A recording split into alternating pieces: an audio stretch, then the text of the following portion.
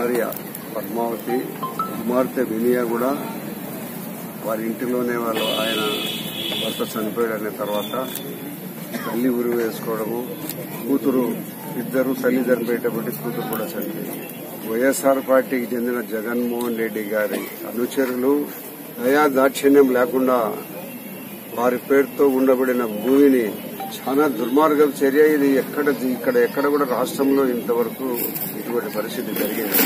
జగన్మోహన్ రెడ్డి ప్రభుత్వం వచ్చిన తర్వాత మన భూములు, మన ఇళ్లు మన పేరుతో ఉన్నాయా లేదా అనేది 6 నెలలకు ఒకసారి చూసుకునే పరిస్థితి ఏర్పడడం చాలా దుర్మార్గం.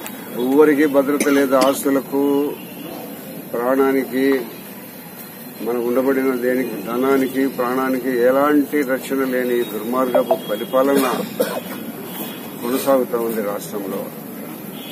మనుషులను చంపేసి డోర్ డెలివరీ ఇస్తున్నారు. నువ్వు ఏం చేసుకుంటావో, నీది ఎప్పుడైనా నిందితుడు తప్పించుకొని తిరగాలనుకుంటాడు. ఆ డెడ్ బాడీనే వాళ్ళ ఇంటికాడికి తీసుకొని వచ్చి ఇవ్వడం అనేది ఒక ఎమ్మెల్సీ, ఒక బాధ్యతాయుతమైన ఎమ్మెల్సీ గారు వాళ్ళు డోర్ డెలివరీ తీసుకుని వాళ్ళ డ్రైవర్ను తీసుకొని పోయి ఎస్సీలకు సంబంధించిన డ్రైవర్ను చంపేసి డోర్ డెలివరీ ఇవ్వడం ఎక్కడ జరిగినది. అటువంటి దుర్మార్గపు చర్యలు జగన్మోహన్ రెడ్డి ప్రభుత్వంలో జరుగుతున్నాయి. ఇంత పూర్తి వన్ సైడ్ అయిపోయింది ప్రభుత్వము, గవర్నమెంట్ అంతా. ఎవరు మాట్లాడేదానికి లేదు, స్వేచ్ఛ లేదు. వారి వ్యాపారాలు చేసుకునేదానికి వాళ్లకు స్వేచ్ఛ లేని పరిస్థితి పొద్దుటూరు పట్టణంలో ఏర్పడింది, రాష్ట్రంలో ఏర్పడింది. నగునూరుపల్లిలో పొద్దుటూరులో ఒక 3 సంవత్సరాల కిందట అందరికీ సుపరిచితుడు వెంకటాపురం సుబ్బారెడ్డి అంటే చాలా పంచాయతీలు చేసేవాడు. ఇళ్లకు ఆయన మార్కింగ్ ఇచ్చేవాడు ఫ్రీగా. అటువంటి వారి భూమిని మన ఎమ్మెల్యే కొట్టేసేదానికి తీవ్ర ప్రయత్నం చేసి చివరికి భూమి మార్పిడి, ఎంఆర్ఓ ఆఫీసులో మార్పిడిలు చేయాలని చేసిన తర్వాత వాళ్ళు కోర్టుకు పోయి కోర్టు ప్రకారము పూర్వం భూమి ఎవరిదో అనే దాని ప్రకారం వాళ్ళు తెచ్చుకొని నిలబెట్టారు. కోర్టును ఆశ్రయించుకుంటే వాళ్ళకి భూమి అనేది కాదు. చాలా దుర్మార్గమైన చర్య. ఎవరికైనా కూడా వాళ్ళ పేరుతో ఉండబడిన పట్టా భూములు కానీ ఇళ్లు కానీ వారి పేరుతో ఉండే పరిస్థితి లేదు.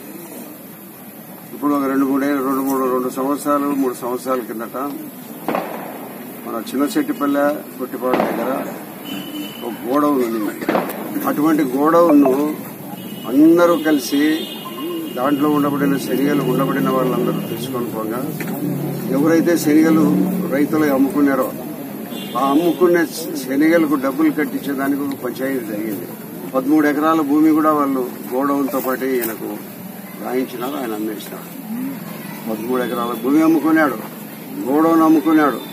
రైతులకు 3 కోట్ల రూపాయల డబ్బులు ఇప్పటికే ఎకరాలు పెట్టాడు. ఎంత నిర్భయంగా, ఎంత దయాదాక్షిణ్యం లేకుండా రైతుల డబ్బు 3 కోట్ల రూపాయలు దాదాపు 3 సంవత్సరాల నుంచి దగ్గర పెట్టుకుని అతను ఇవ్వడం. ఈ రాష్ట్రంలో విపరీతమైన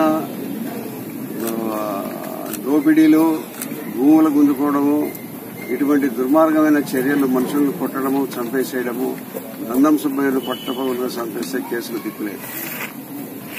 ఇటువంటి పరిస్థితుల్లో జగన్మోహన్ రెడ్డి పరిపాలన జరుగుతోంది. రాష్ట్రానికి ఒక రాజధాని లేదు. ఎక్కడంటే అక్కడ వైఎస్ఆర్సీపీకి సంబంధించిన గ్రామ లీడర్ కాడ నుంచి, మండల లీడర్ కాడ నుంచి, ఎమ్మెల్యే కాడ నుంచి, ఎంపీ కాడ నుంచి మొత్తం దోపిడీ చేసేస్తాడు జగన్మోహన్ రెడ్డి కూడా. లక్షల కోట్లు పట్టాదారు పాస్బుక్ మీద మా ఇంట్లో పెట్టుకుని నాకు ఇష్టం లేదు నీ పాస్బుక్, నీ ముఖం చూసేదానికి. ఈ ప్రభుత్వం మళ్ళా ఒకసారి వస్తే మనకు పుట్టుగతులు ఉండవు, గ్రామాలు వదిలిపెట్టి పోవాలి, వేరే రాష్ట్రాలకు, తెలంగాణకు చేరుకోవాల్సినంత పరిస్థితి ఉండే పరిస్థితి. కాబట్టి ప్రజలందరూ ఆలోచించండి. మీకు సమయం దండిగా ఉంది. ఇంకా 50 రోజులు దగ్గర ఎన్నికలకు సమయం ఉంది, 45 రోజులు సమయం ఉంది. ఈ సమయంలో అంతా ఆలోచించి ఎవరికి ఓటు వేయాలా, ఎవరికి ఓటు వేస్తే మనకు రక్షణ ఉంటుంది కదా, మానా ప్రాణాలకు ఎటువంటి ఇబ్బంది ఉండదనే పరిస్థితిలో ఎవరికి ఓటు వేయాలని ఆలోచించండి. గతంలో చంద్రబాబు నాయుడు గారిని 14.5 సంవత్సరాలు ముఖ్యమంత్రిగా చూసినారు. ఆ 14.5 సంవత్సరం ముఖ్యమంత్రి కాలంలో ఆయన ఎటువంటి పరిపాలన ప్రజలకు అందించినాడు, ఎంత శాంతియుత వాతావరణం ఉండింది. ఆయనను నక్సలైట్లు చంపాలనే ప్రయత్నం చేసినప్పటికీ కూడా వాళ్ళ జోలికి ఏమాత్రం కూడా పోలీసులు కానీ చర్యలు కానీ ఏమి లేకుండా శాంతియుత వాతావరణం రాష్ట్రాన్ని ముందుకు తీసుకుని పోయి అభివృద్ది ప్రదంలోకి తీసుకొని వచ్చిన రాష్ట్రాన్ని ఆయన జగన్మోహన్ రెడ్డి వచ్చినాక పురోగమనంలో పోతా ఉంది. 100 కిలోమీటర్ల వేగంతో పురోగమనం లేకపోతా ఉంది.